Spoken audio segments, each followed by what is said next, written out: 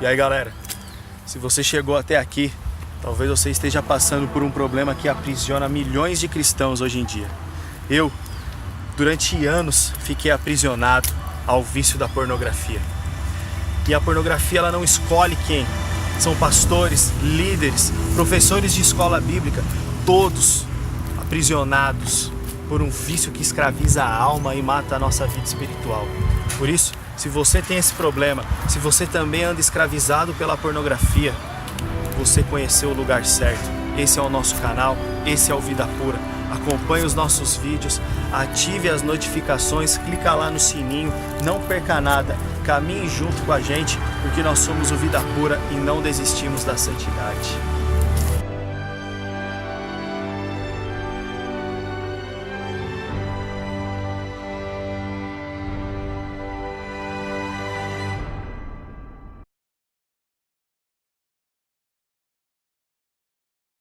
É capacitar a igreja local a abordar o assunto relacionado à pornografia, qualquer pecado sexual. Aqui é o grupo do Vida Pura, que o pastor Zezinho, o pastor dessa igreja, cedeu o espaço para nós poder realizar o grupo, e liderado por nós mesmos, mas a nossa grande ideia é levar isso para as igrejas locais, treinar líderes nas igrejas locais, para que a igreja local trate do assunto. Então, esse é o nosso foco. Como que funciona o Vida Pura para quem está vindo aqui pela primeira vez? O Vida Pura, ele trabalha com um sistema devocional que dura 6 meses. Nós acreditamos que somente o estudo sistemático das Escrituras é que podem trazer uma renovação da mente. Então você é convidado a estudar a Bíblia durante 6 meses, porque nós temos um material e ele é para uso daqueles que realmente estão comprometidos com essa luta. Ah, mas o que eu vou fazer até lá? Até lá, você vai participar do grupo. A cada 15 dias esse grupo se reúne aqui. E você pode adquirir o nosso livro, que é a nossa única fonte de renda da pornografia para a luz. Tá? A gente tem o livro aqui à disposição, ele custa R$40. É a única coisa que é cobrada. O material, ele é de grátis. Mas ele é disponibilizado a partir do seu envolvimento com o grupo presencial. E cada semana a gente tem uma aula aqui com um tema diferente. Nosso e-mail, contato@mvidapura.com. Só que para você receber o material devocional, você tem que participar do grupo. Porque a gente está disponibilizando material devocional para todo mundo que pedia para a gente. E sabe o que o pessoal está fazendo com o material devocional? Tá jogando no lixo. O Cid desenvolveu um e-book de graça e começou a distribuir esse e-book. A gente fez um teste. A maioria não pegou o livro. Era de graça, era só pegar, só baixar. A maioria não baixou. O que isso mostra? Tem muita gente desesperada querendo uma fórmula mágica para a solução do seu problema da sexualidade. E quando eles se deparam com a gente e percebem que eles têm que estudar a Bíblia, aí eles não querem mais. Aí dá preguiça, dá cansaço. Aí eu fico me perguntando que tipo de cristianismo as pessoas estão vivendo hoje em dia. Para a gente ver o que as pessoas estão querendo apenas entrar em contato, sempre com o mesmo assunto, falando que estão desesperados para ter uma vida nova, mas não querem se esforçar. Sem esforço, não vai acontecer nada. Tudo bem? Então vamos ao tema de hoje. Hoje nós vamos falar um pouco sobre sentimento de culpa. Por que eu achei importante falar sobre isso hoje? Vocês que já estão com a gente aqui desde fevereiro, já pode entrar naquela fase de, caramba, tô caindo, eu vou desistir. Muitos já passaram por isso. No nosso primeiro encontro aqui, vocês eram em 20. E estão ficando pelo caminho essa galera que começou com a gente em fevereiro. Por quê? Porque começa a cair. E aí começa a cair, desanima. E quando desanima, larga tudo. E aí você fica numa situação pior do que você estava antes. Como se desistir fosse o caminho mais fácil. Aparentemente é, mas ele cobra um preço muito alto.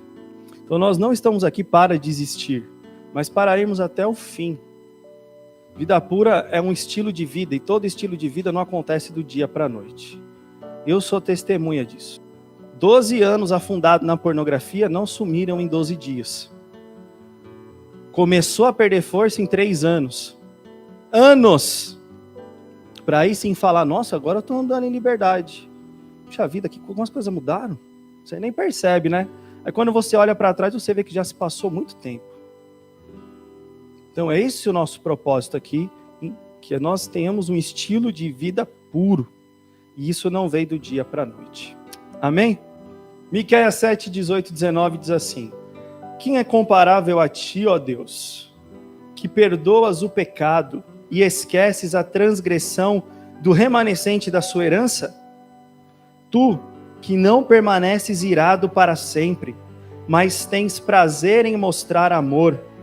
De novo, terás compaixão de nós, pisarás as nossas maldades e atirarás todos os nossos pecados nas profundezas do mar. Esse é o texto-chave do nosso estudo de hoje. E se você quiser uma palavra-chave para isso, a palavra-chave é perdão. Nós temos que conhecer o perdão em todas as suas faces, se a gente quiser tratar o sentimento de culpa. Talvez um dos maiores obstáculos para um viciado sexual seja o sentimento de culpa, que vem imediatamente após a queda. O sentimento de culpa é algo tão impressionante que ele acontece imediatamente após o orgasmo.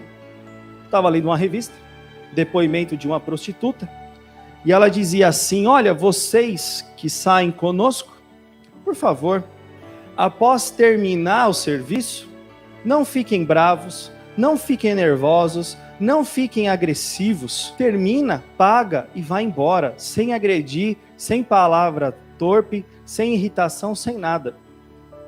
E aí ela desenvolvia na entrevista que os seus clientes, após chegar ao orgasmo, mudavam, ficavam agressivos. O que acontece? Todo mundo sabe que adultério está errado, o cara pode ser cristão ou não cristão. E logo que o homem chega ao orgasmo, dá um estalo na cabeça dele que ele fez coisa errada e vem o arrependimento na hora, vem o sentimento de culpa na hora.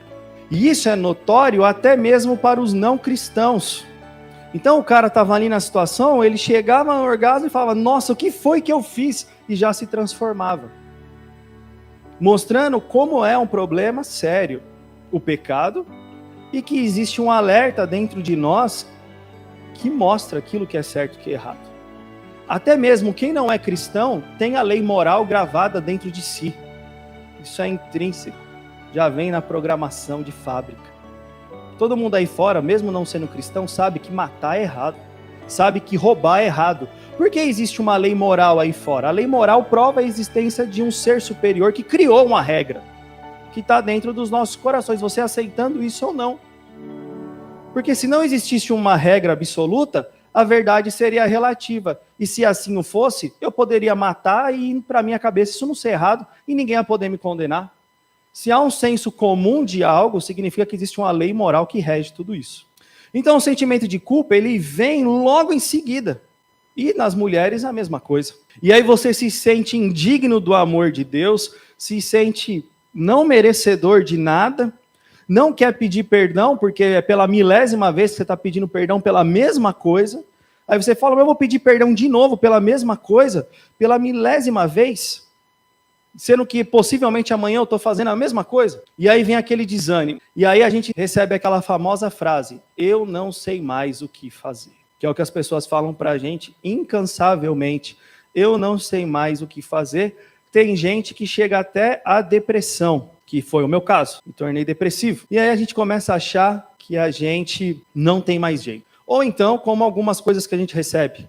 Ah, Deus não quer me libertar porque eu estou orando por isso. Já orei 3 vezes, 30 segundos, e Deus não quis me libertar. Deus é mau, Deus é injusto. Dizer que Deus é mau e injusto é ofender o caráter divino, porque ele não é nem uma coisa nem outra. Nós estamos ou estávamos escravizados pelo pecado sexual por culpa e responsabilidade nossa, e não de Deus. E a palavra deixa claro que a saída não é um estalar de dedos. Deus pode mudar tudo num estalar de dedos? Pode, ele é soberano, eu creio nisso. Mas normalmente ele não faz isso, porque ele quer trabalhar e forjar o nosso caráter. E ele vai transformar todas as áreas da nossa vida a partir do nosso caráter. E isso vai chegar na imoralidade sexual. Eu fico pensando que as pessoas quando falam que mas Deus é injusto, Deus é mau, porque ele não quer me libertar. Que Deus mau é esse que manda seu filho morrer na cruz no meu lugar e no seu lugar? Que Deus mau é esse que se faz carne, se faz homem, vai lá em forma de servo, em obediência até a morte e morre, crucificado no meu lugar e no seu lugar. Aonde está a maldade desse Deus? Aonde está a injustiça desse Deus? Que evangelho vocês conhecem, vocês estão vivendo, que remonta esses questionamentos na nossa mente? Deus não é mau, Deus é amor, é misericórdia. Pagou o nosso preço, Jesus morrendo na cruz. Sabe qual é o problema? A gente não quer fazer a nossa parte. A gente tem preguiça de fazer a nossa parte. A gente não quer se esforçar fazendo a nossa parte. Então, você está aqui hoje para fazer a sua parte. Porque a gente tem lidado com uma geração de crente mimado, que não conhece o evangelho na sua essência, quer tudo na hora, sem esforço, sem trabalho, não quer entender o problema. Aí a gente oferece tudo de graça e fala, olha, mas compra o livro que vai ser bom para você e vai nos ajudar. Vocês são mercenários, estão comercializando a fé. Pura demonstração de egoísmo, egocentrismo, só olha para o próprio umbigo. Nós já tivemos aula aqui sobre generosidade, o quanto isso ajuda na vida do viciado, que é totalmente egoísta. Todo viciado é egoísta, só olha para si mesmo, cultuando o seu Deus. Então nós precisamos deixar de ser mimados, deixar de ser criança na fé e aprender a lidar com o sentimento de culpa. Porque o sentimento de culpa é bênção. Se não fosse o Espírito Santo falando no meu ouvido que eu estou errado, eu nem aqui estaria mais. Certo? É o Espírito Santo que fala a nós. Puxa a nossa orelha. Por isso que você se sente culpado.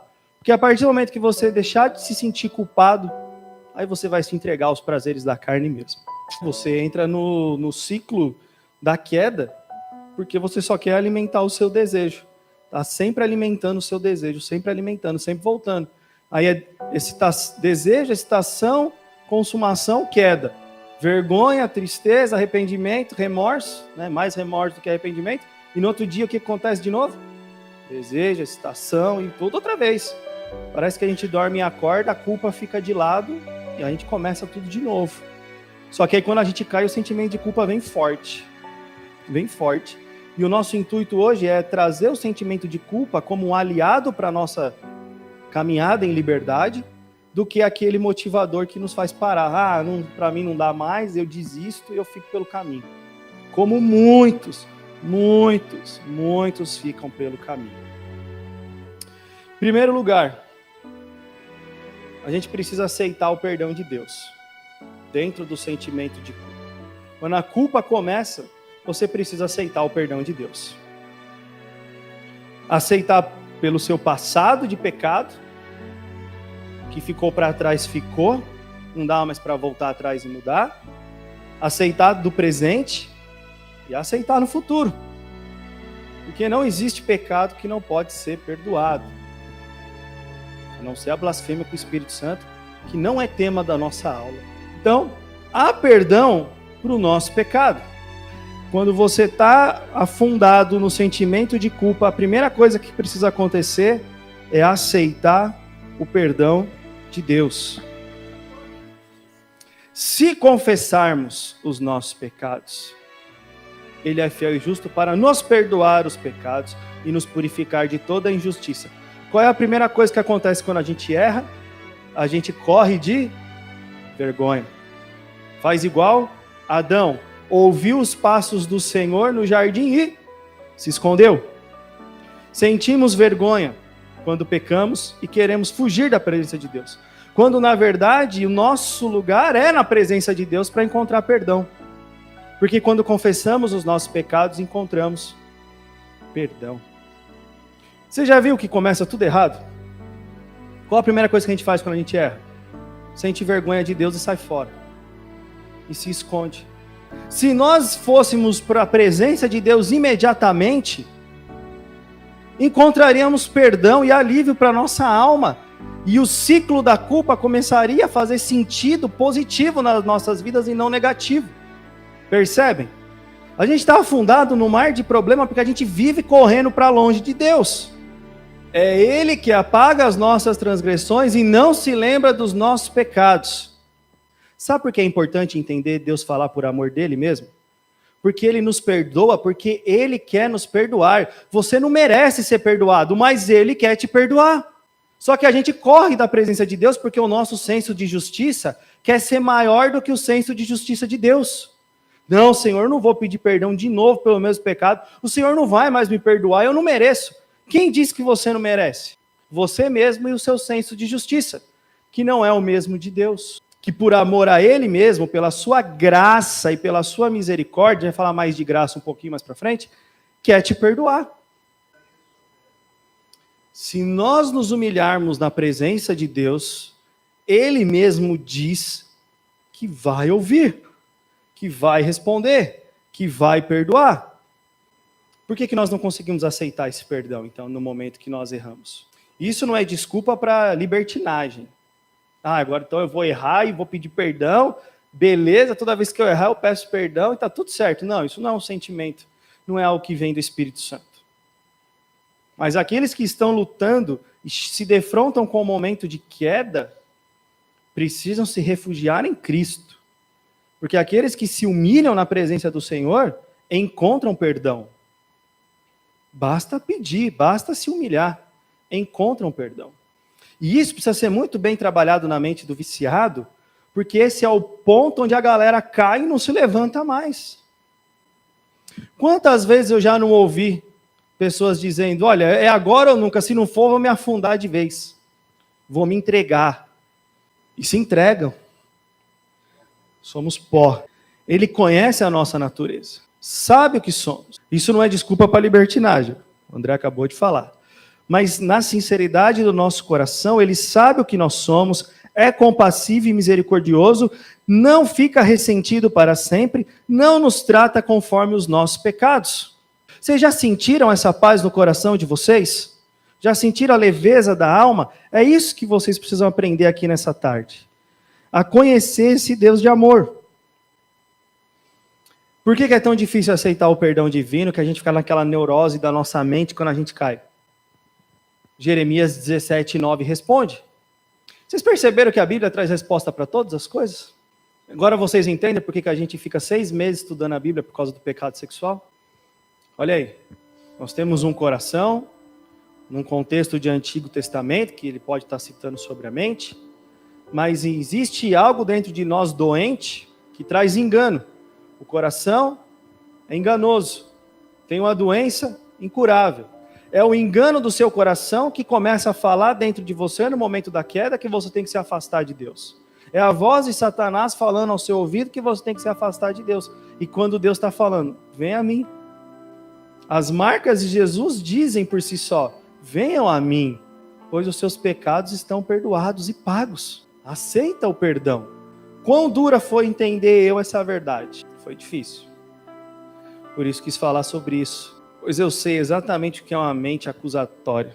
Lembrando daquilo que a gente perdeu por causa do pecado sexual. Como se Deus não fosse capaz de fazer novas todas as coisas. É isso aí. Mas não deixa para amanhã. Não deixa a poeira baixar. Não, agora não, vou dormir. Vou fazer não sei o quê. Não, é imediato. É correr para os braços dele na mesma hora. Então, é algo que faz parte. Corra para ele e aceite o perdão. Segundo lugar, perdoe a si mesmo. Você precisa se perdoar, cara. Sabe aquele seu passado nebuloso, cheio de trevas? Deus já te perdoou, então aceita o perdão dele e perdoe a si mesmo. Não carrega mais a culpa. Difícil, não é não? A gente fica tão encucado com a culpa que a gente acha que as coisas que estão acontecendo ao nosso redor, a culpa é nossa. Porque eu estou nessa vida miserável que essas coisas estão acontecendo aqui ao meu redor. A culpa é minha disso daí. Isso faz parte do sentimento de culpa. E a gente tem que perdoar a nós mesmos. Porque senão a minha paz é roubada. Então se você crê que ele perdoou, então perdoe a si mesmo. Deixa esse fardo para trás, meu. Já foi perdoado. Já foi esquecido pelo próprio Deus. Então se livra desse sentimento de culpa. Deus não despreza um coração quebrantado e contrito. E se isso já aconteceu e ele já te perdoou, então você pode se perdoar a si mesmo. Lamentações 3, do 19 ao 25. Lembro-me da minha aflição e do meu delírio.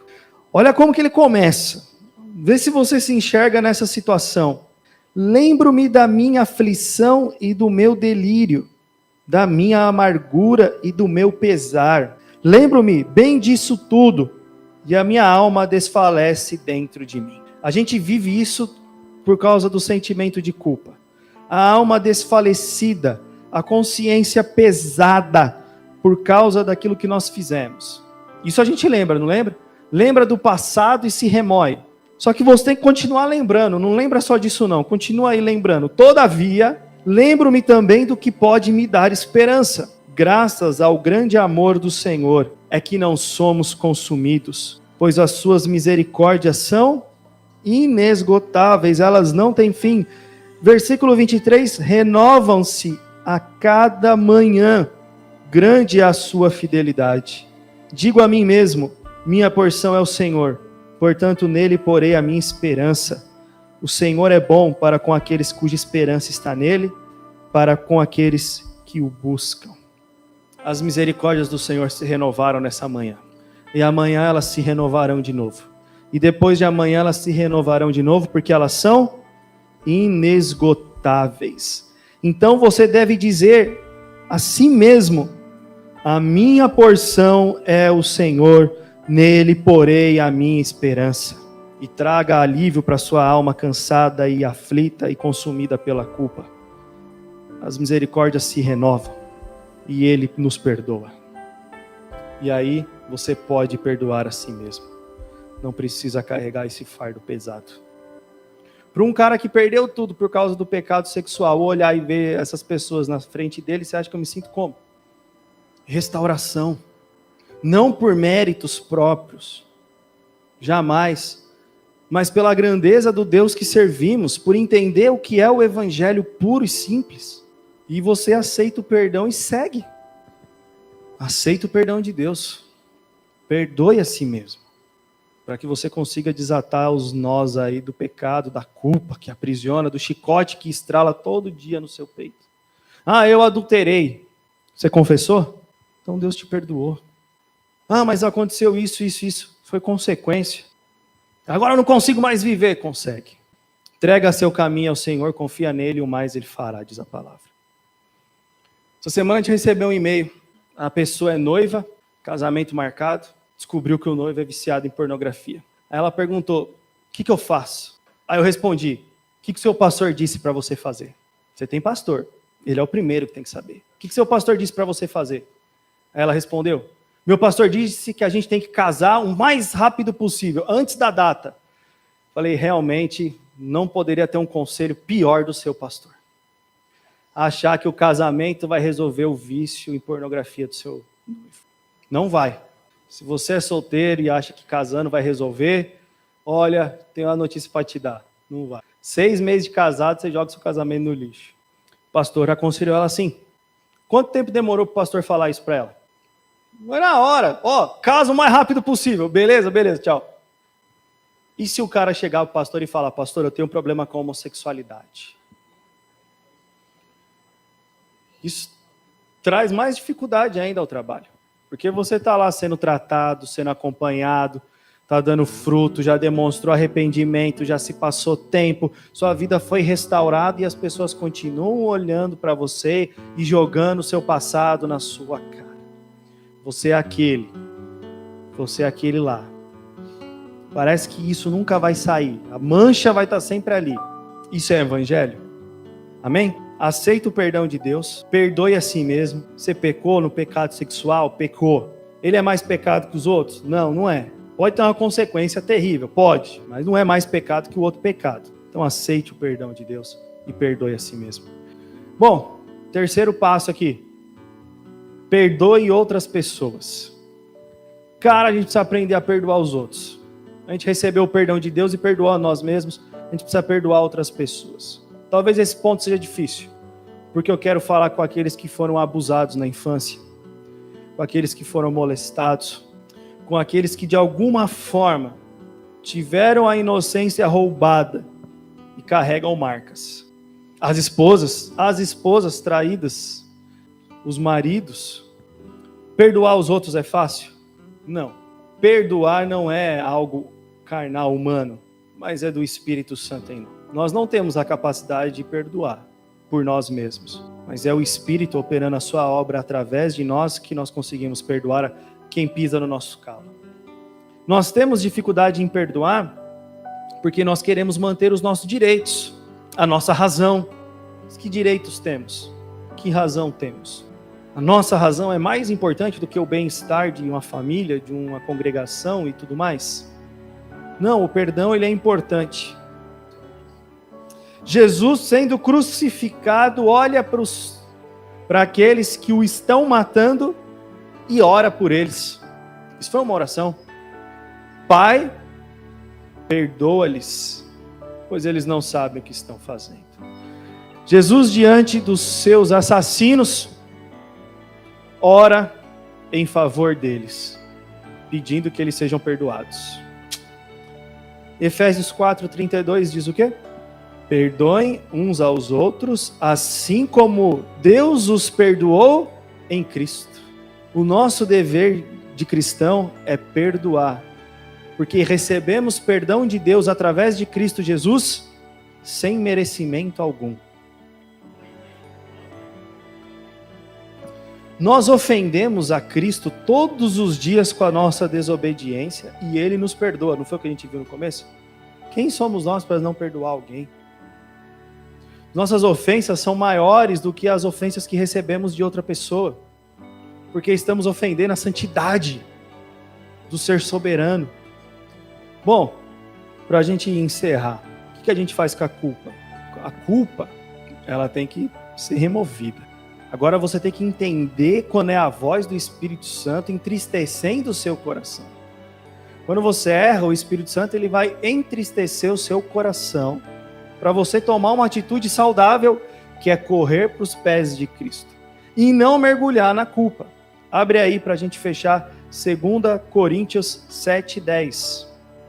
A tristeza, segundo Deus, produz arrependimento que leva para salvação, que leva para os caminhos de liberdade. Mas a culpa que nos aprisiona, que o mundo produz em nós, gera morte. Então, se você fica aprisionado na culpa, é algo que vai gerar morte. Mas se você entender que naquele momento é a voz do Espírito Santo produzindo tristeza no seu coração e correr para os pés de Jesus, isso vai produzir vida. Vai produzir vida. Então, o Espírito Santo produz uma tristeza em nós que gera salvação. Arrependimento, salvação. O que diz Mateus 18, 21 a 22? Então Deus gera essa tristeza em nós para gerar arrependimento e salvação. Mas ainda que venhamos a falhar, isso significa o quê? Não importa quantas vezes, sempre perdoe. Isso significa que Ele sempre nos perdoa. Seja grato pelo perdão de Deus na sua vida. Viva esse perdão. Perdoe a si mesmo. Lembre-se de orar por alguém que te feriu. Faça esse exercício nos próximos 15 dias. Tudo ok? Acho que falamos tudo. Você vai se perdoar? Então vamos orar pedindo para que isso seja realidade.